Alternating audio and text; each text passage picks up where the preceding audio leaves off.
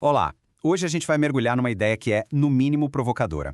E se estivermos vivendo uma espécie de evolução ao contrário? Uma mudança radical na nossa forma de pensar, impulsionada justamente pela tecnologia que usamos o tempo todo. A questão que fica no ar é: será que a conveniência está, aos poucos, nos custando a capacidade de pensar de verdade?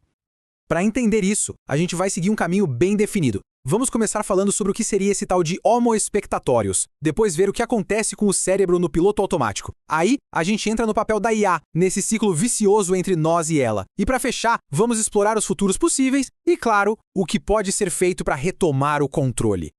Então vamos lá. O ponto de partida é que talvez a gente esteja vendo nascer uma nova fase da humanidade. Alguns pesquisadores estão chamando isso de a era do Homo spectatorius. Se a gente olhar para a nossa história, a gente veio do Homo sapiens, totalmente focado na sobrevivência. Depois, nos tornamos o Homo intellectus, que usou a razão para construir civilizações. A tese agora é que estamos virando o Homo spectatorius, ou seja, uma espécie que cada vez mais assiste à vida em vez de participar dela. Tudo mediado por uma tela.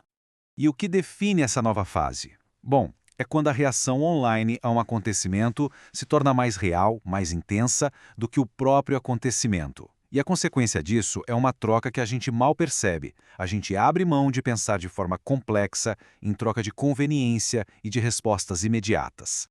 Tá, mas isso é só uma ideia filosófica ou tem alguma prova concreta? É aí que a coisa fica interessante, porque a ciência já está começando a mostrar o que de fato acontece com o cérebro quando a gente terceiriza nosso pensamento. A pergunta-chave é essa aqui. Quando se usa uma ferramenta de IA para escrever um texto, para ter uma ideia, o cérebro está sendo desafiado e fortalecido? Ou ele está basicamente tirando uma folga? E olha só que impressionante. Um estudo do MIT Media Lab botou isso à prova. Eles mediram a atividade cerebral de pessoas escrevendo sozinhas e escrevendo com a ajuda de uma IA. O resultado? Um acoplamento neural muito, mas muito mais fraco ao usar a IA. E bom português, o cérebro estava trabalhando menos, fazendo menos conexões, praticamente em modo de economia de energia. E o impacto prático disso é gritante. No mesmo estudo, 78% das pessoas simplesmente não conseguiam lembrar ou explicar direito o que elas mesmas tinham acabado de escrever com a ajuda da IA. É como se a informação tivesse passado pelos olhos, mas não pelo cérebro. Isso ganhou até um nome: dívida cognitiva. Pensa num músculo que, se não for usado, atrofia. A ideia é a mesma. Ao terceirizar o esforço de pensar, a gente acumula uma dívida que pode custar caro lá na frente, comprometendo a nossa capacidade de foco e de pensamento crítico.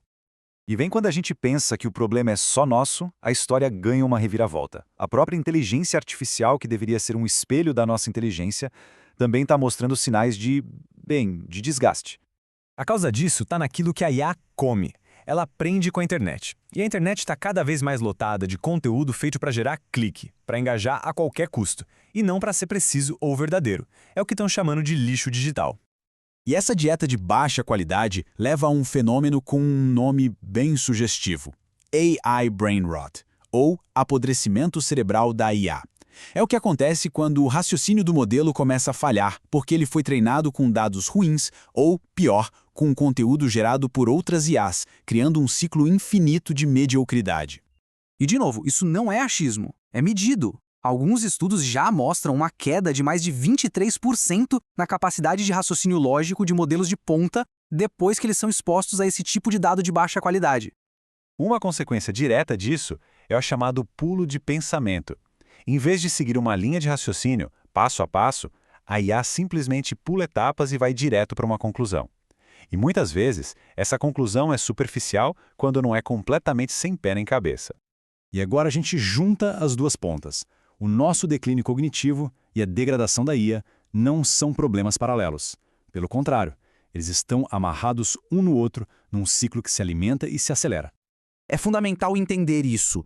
Não são duas crises acontecendo ao mesmo tempo. É uma crise só. Um sistema em que um lado empurra o outro para baixo numa espiral que parece não ter fim. Vamos desenhar esse ciclo. Passo 1. As pessoas produzem conteúdo raso para viralizar. Passo 2. A IA se alimenta desse conteúdo e, digamos, fica menos inteligente. Passo 3. As pessoas usam essa IA degradada para ajudar a pensar e, com isso, se tornam pensadores menos afiados. E o passo 4. Com o pensamento mais fraco, produzem conteúdo ainda pior. E aí o ciclo todo recomeça, só que um degrau abaixo. Certo, diante desse cenário um tanto sombrio, para onde a gente vai? A análise aponta que não existe um futuro único. Na verdade, existe uma bifurcação bem clara se abrindo na nossa frente. De um lado do caminho, a gente tem a mediocridade em massa. É um futuro onde a grande maioria das pessoas se torna consumidora passiva de informação de baixa qualidade. Do outro lado surge uma elite cognitiva, um grupo bem menor que usa exatamente as mesmas tecnologias, mas de um jeito crítico, para aumentar e acelerar o próprio conhecimento. E o que vai decidir em qual caminho cada um vai seguir não é a tecnologia. É a nossa atitude. A palavra-chave aqui é agência. É a escolha consciente de usar a tecnologia para expandir o pensamento, e não para substituí-lo. Ok, então a pergunta de $1 milhão é: como a gente faz para pegar o caminho da aceleração? O que dá para fazer, na prática, para não cair nessa espiral e, ao contrário, retomar as rédeas do nosso jeito de pensar?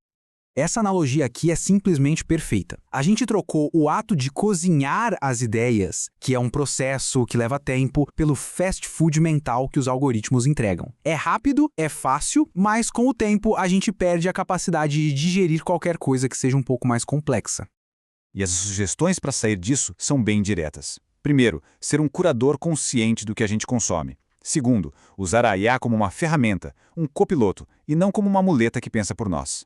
Terceiro, buscar ativamente se conectar com o mundo real, com experiências e informações criadas por outras pessoas. E, por fim, se recusar a viver só com essa dieta de conteúdo sintético. E a gente termina com essa reflexão que, no fundo, é uma escolha individual. A tecnologia por si só não é boa nem má. O que vai definir o futuro do nosso pensamento não é ela, mas sim a consciência e a intenção com que a gente decide usá-la. A escolha, no fim das contas, é de cada um.